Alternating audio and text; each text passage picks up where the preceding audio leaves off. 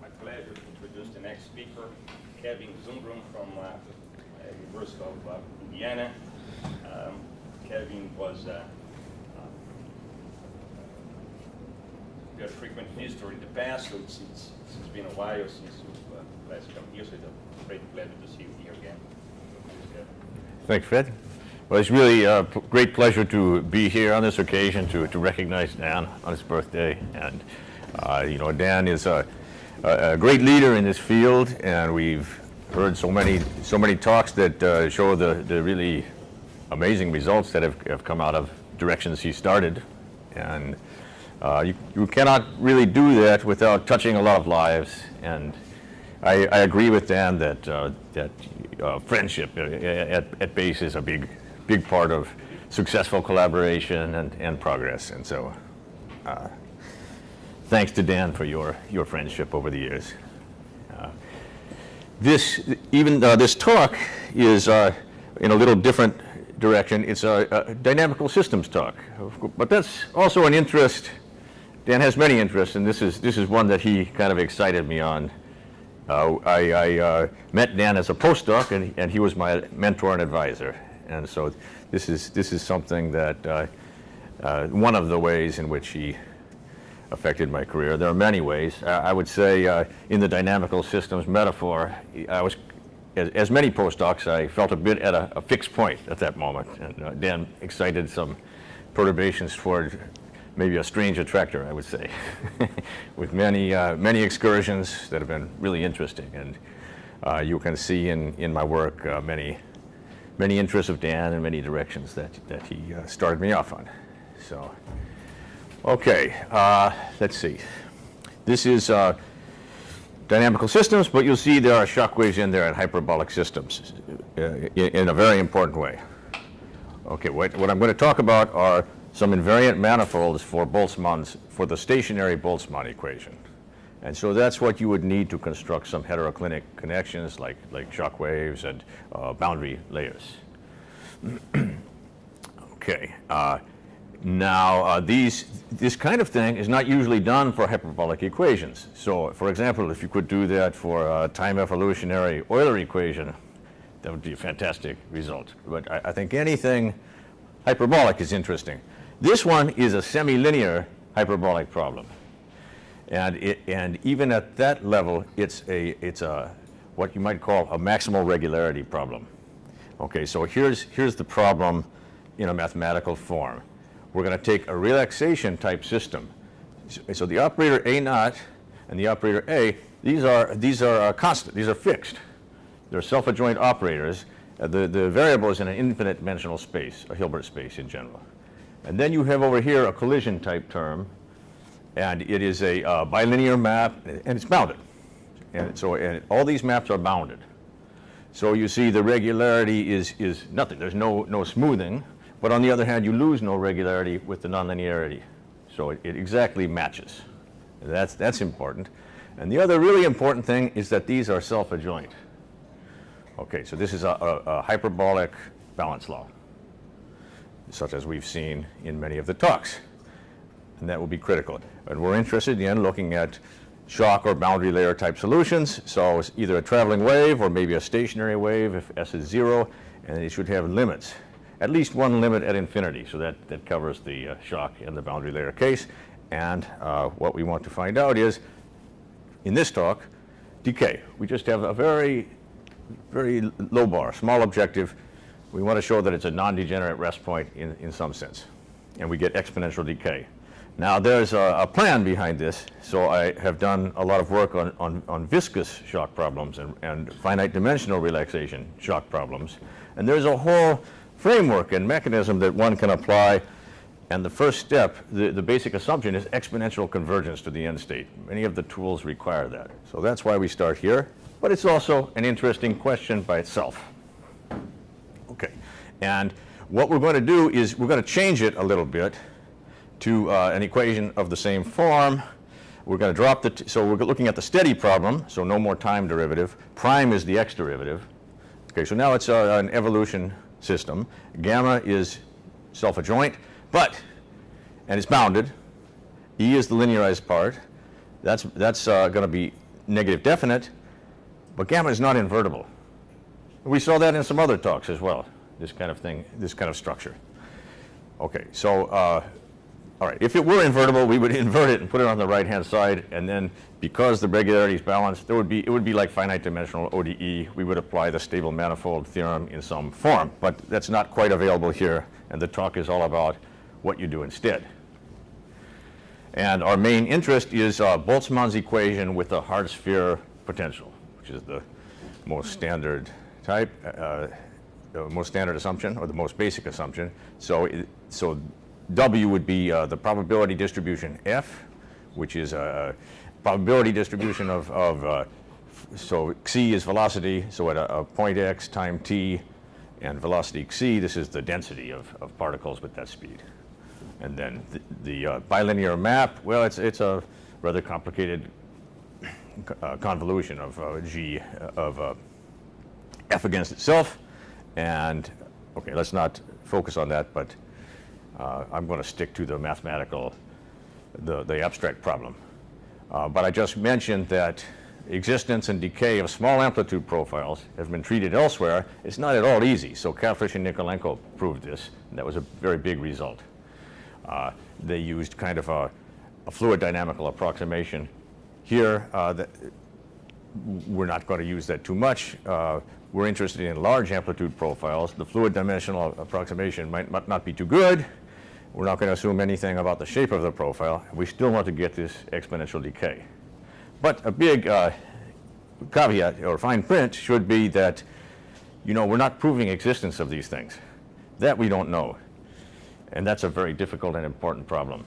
That's a global analysis problem. We're just saying, if there were one, would we at least have this exponential decay at the end state?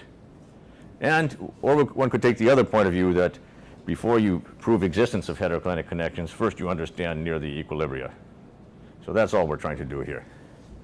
Okay, and we're trying to also at the same time initiate some dynamical systems tools for such models, and we're hoping to go on to treat stability. So we would look at an eigenvalue problem that's linear, but has many of the same issues to begin. Okay, let's see. I'm going to talk about a reduction now. That's to get, we had two problems. I gave you this problem and here, and then I told you that it reduces to a simpler problem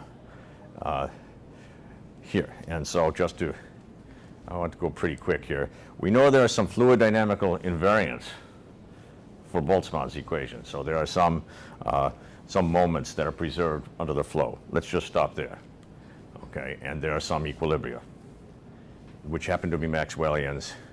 And there are certain properties of the linearized collision operator that come from Boltzmann's H theorem and some high-powered things. So this is, and there are estimates by Grad, by Boltzmann, Karlemann, etc. There are things that are known. I'm going to apply those without discussing them. Okay, so let's look for a zero-speed wave by Galilean invariance in Boltzmann's equation. We could always do that. Let's see. And so let's perturb around a Maxwellian, so an equilibrium. And now we have an equation that looks like this. So we lost the time variable altogether. Prime is the x derivative. A was the Jacobian. It's fixed. And E is the linearization around the equilibrium of the collision operator. Okay, so these are symmetric and bounded. One has to rescale a little bit by 1 over the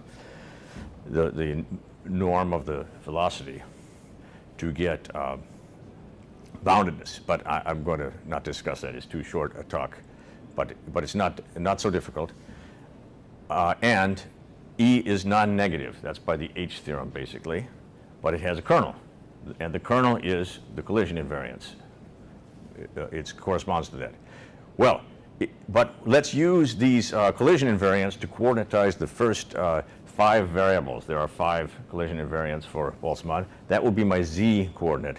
Now, there is no effect of the collision on those terms. So we have 5 conservation laws here.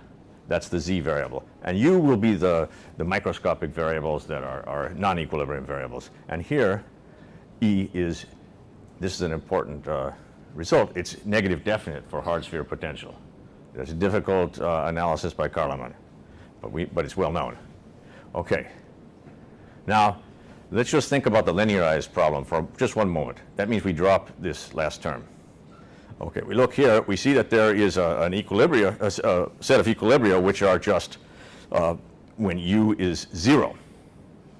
And on that equilibrium set, this is the flow, putting back in temporarily the time. Okay, and I just mentioned that this flow is non-characteristic if this A11 is invertible. Otherwise, it's characteristic, and that could be expected to be more complicated, and it is. So we're looking for, we don't expect decay unless we have a non-characteristic equilibrium. All right, so we're going to assume that. Okay, now if you, I should say, now if you go back here, we can always integrate this first equation, and we get AZ equals constant. And the constant will be 0 if we're going to an equilibrium. This is a perturbation variable, so AZ is 0. Writing that out, that tells us A11Z is equal to negative A12W. Under the non-characteristic assumption, we can invert A11. We solve for Z in terms of W. Now we can plug that back into the W equation and, into the U equation, and now we arrive at the form that I stated for you.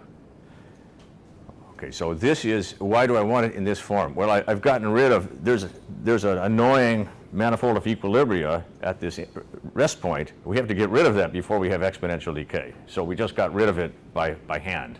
So now there's no more center manifold, and it's just a stable manifold theorem we're dealing with. Okay, but we could also just start here with this abstract problem. So gamma is still self-adjoint. If we can check, it has an explicit form. This is still a bounded bilinear map, and E is negative definite.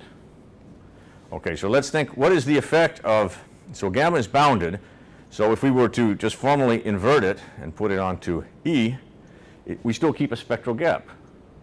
So this is a hyperbolic type ODE system, but that gamma inverse could put arbitrarily large eigenvalues, arbitrarily large spectra on the generator. So it's degenerate.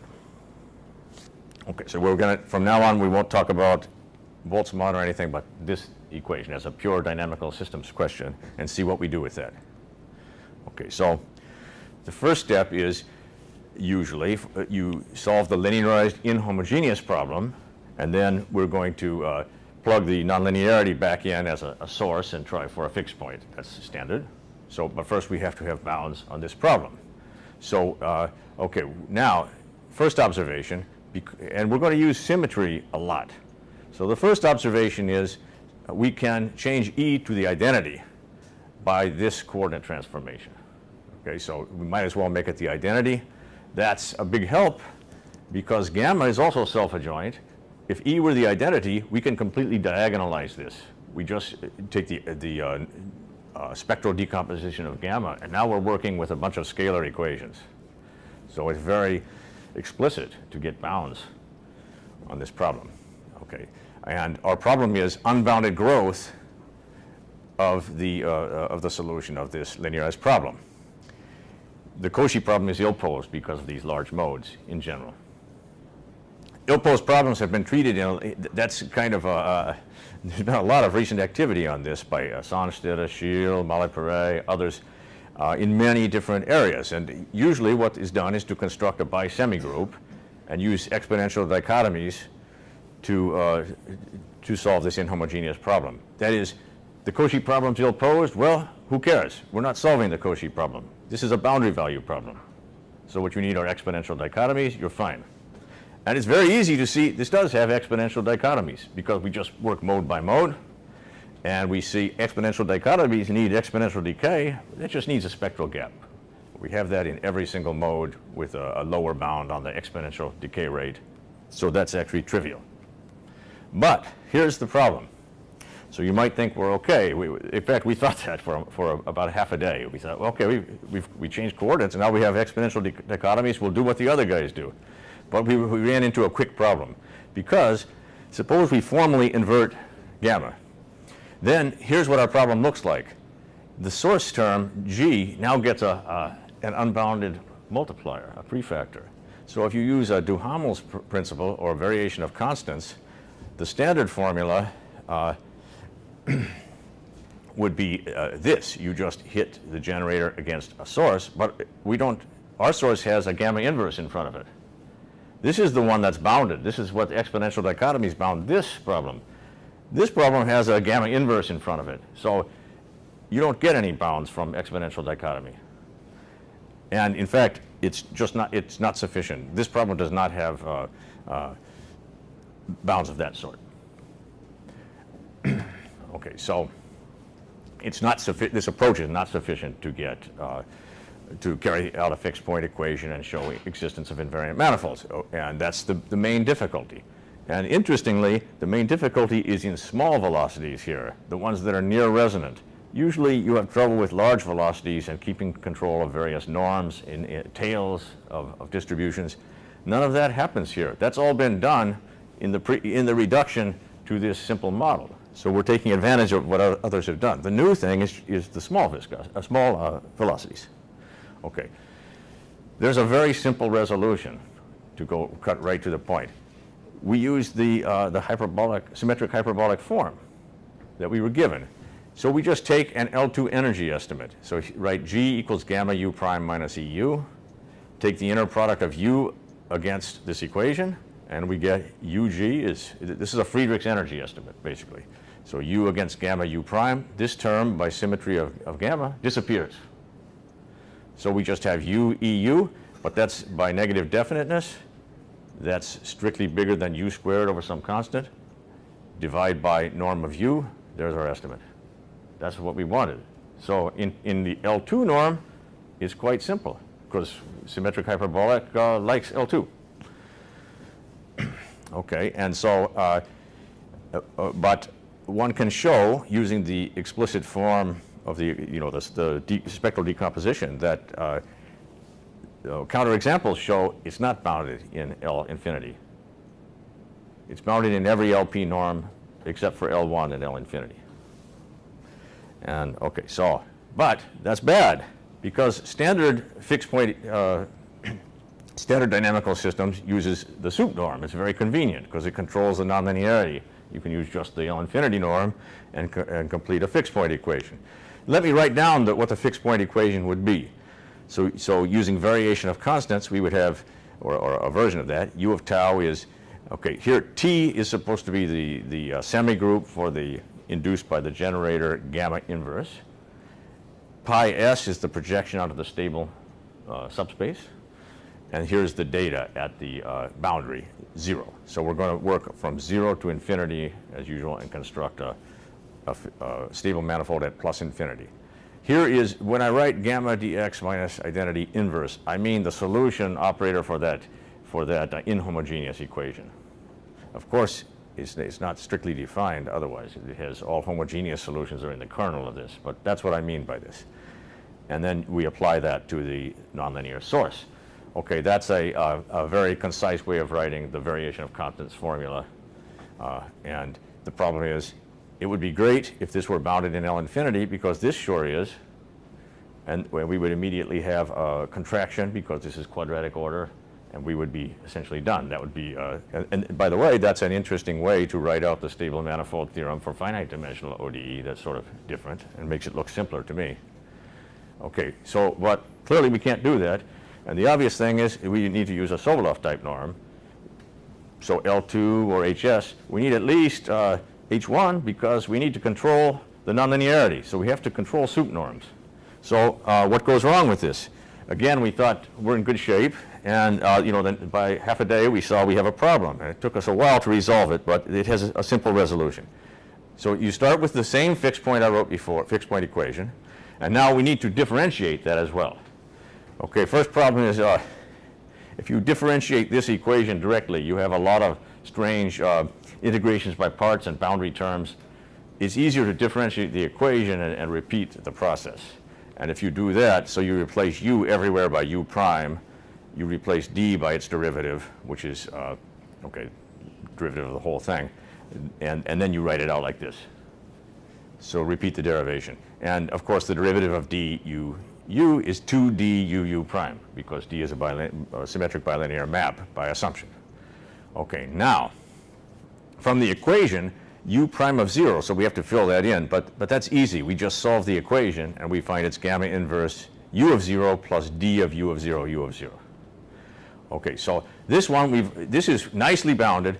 D is bounded from H1 to H1. Great. So, and this is bounded in L2, and we get contraction in this equation. This one is a problem, because no problem here. Again, bounded in L2, bounded in H1. This is the problem, the boundary term, because we need, so this is different from finite dimensions. Because remember, gamma inverse, so here's what really goes in there. There's a gamma inverse term. When you take derivatives, the generator comes down. The generator is unbounded. So the L2 stable subspace is not the same as the H1 stable subspace. H1 stable subspace is much smaller. In fact, it's the domain of gamma to the -1/2, precisely, if you calculate it. And you can do that calculation using spectral decomposition mode by mode. So we have to be careful. So what we need is that u prime of 0 must be in the H1 stable subspace, the linear stable subspace. But that's really, we would like to specify, usually we specify the trace u of 0. But knowing u of 0 doesn't tell us much about u of 0 plus d of u of 0, u of 0. So that we got stuck for a long time. But there's a very simple answer. You require this thing that needs to be in the L2 stable subspace, this derivative, you require it to be. Just make that that's your data, not u, but u prime. In other words, so call this thing V0, which is actually u prime of 0. Assume that this is in the domain of gamma to the -1/2, in other words, the L2 stable subspace. And then both fixed point equations work. The reason being that what you do is you solve for u of 0 in terms of V0. And let's see. Right. So in terms of V0, so here's the original fixed point equation. Now in terms of V0. Well, V0 minus d of u of 0 is u0. Well, this is harmless. Because u of 0 is controlled by the H1 norm of u. And we're perturbing V0, which was more than good. So just that slight change in viewpoint is enough to go to the H1 theory. But if you don't do that, you're in big trouble. Okay, so this closes in H1, and then you get existence and uniqueness by contraction mapping.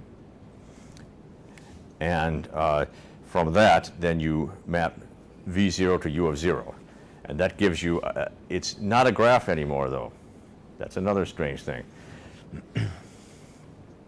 Because this is a smaller subspace. It's just mapping the H1 stable subspace into the L2 stable subspace. So it's Fréchet differentiable from a stronger to a weaker space. So you're not getting as much information as usual, but that's what the problem is telling you. That's what's there. Okay, so just to state a theorem, here it is. So there are C1 local, now C1 in this Fréchet derivative from strong to weak space, manifolds tangent to the stable unstable spaces that are invariant, and they exhibit uniform pointwise decay, exponential decay. And a corollary is that any H1 shock or boundary layer solution decays exponentially. Okay, so that's what we got. Now, I just want to say a few comments. So this applies to Boltzmann's equation. All right. We also can prove a center manifold theorem. It turns out quite different issues come up. This is really surprising, but here the issues were with the boundary conditions. Center manifold, there's no boundary condition. You do it on the whole line, so it should be easier, right? But then there are some other different issues, it turns out, to do with negatively weighted spaces and how H1 works. So H1 is just a different animal, and it's kind of fun to work in H1 instead of soup norm. So here are some open problems. Well, we would like to know, does being small in L infinity imply exponential decay? Or do we need, is there a difference between H1 and L infinity? We'd really like just smallness in soup norm to imply exponential decay. We don't get that from the above theorem. More, for small amplitude shocks, just existence of a shock profile gives H infinity by Kawashima type energy estimate. So there's some smoothing. Okay, what about the large ones?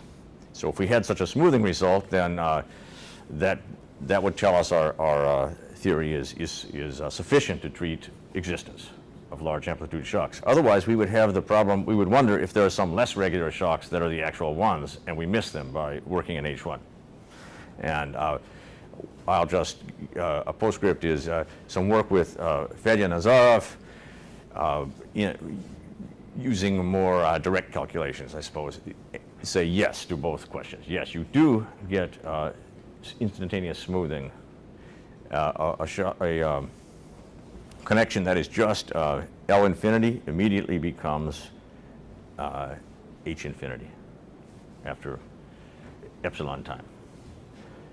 Okay, so the tail of any shock or boundary layer will lie in the space we consider, and it does apply.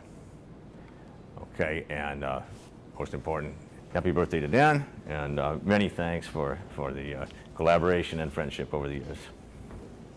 Thank you.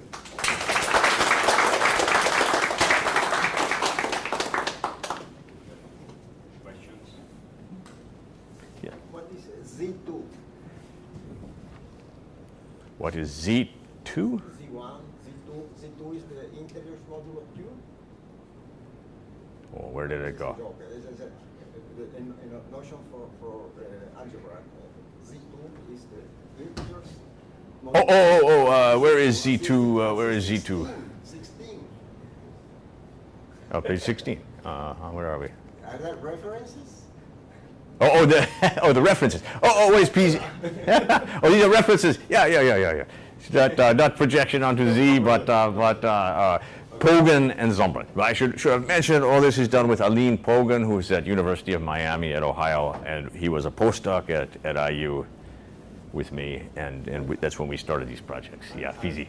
And the index of Z2, Z3 refers to your paper. Yeah, the number of the paper. Yeah, right. It's not a. Where can you find this type of problem? Okay. At the moment, these are on Math Archive. Math Archive, yeah. All of them are on Math Archive under Pogan or Zumbrun. Yeah. It seems that you are taking the fixed point in the wording of Perron equations. Yes, yeah. And not in Hadamard fixed point theory for invariant manifolds. And I would say that's right, yes. The graph transformation of Hadamard and Perron is the integral. Yeah, we're using the Perron, like Lyapunov-Perron. And have you somewhat tried the Hadamard approach to this kind of problems? Not for the moment, but that's a good idea. Yeah, you can sometimes extend things, right?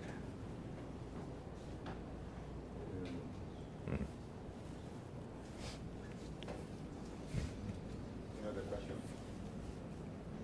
Gamma -1, the problem was with small scale modes or large scale modes? The problem is with small scale modes, yeah. Which are more stable, right? Usually one would think more stable, yeah. But in this funny setting, those are resonant modes. Since the shock is stationary, or the wave is stationary, modes with zero velocity are the ones that are resonant. They interact for a long time with the wave. Something that helps stability sometimes is transversal velocity. So whatever interaction you have, well, it dies quickly, yeah. Of course, this is not a time evolutionary problem, so that logic doesn't quite hold up, but it turns out the same thing. Maybe this is a naive or stupid question. Can you make abstract of your results? Again, what is the name in English of a summary? Summary. Yes. Okay, so the summary is that, so we have two sets of results. One I talked about here. So we showed there exist stable manifolds for stationary Boltzmann equation in this non-characteristic case where one would expect that to be true. Boltzmann equations apply to gas dynamics. Well, yeah, so this for gas dynamics, yes, yeah. And what is the implications of your results in gas dynamics? Okay, so in gas dynamics, this one is not so much. It says that there are small amplitude boundary layers that decay exponentially.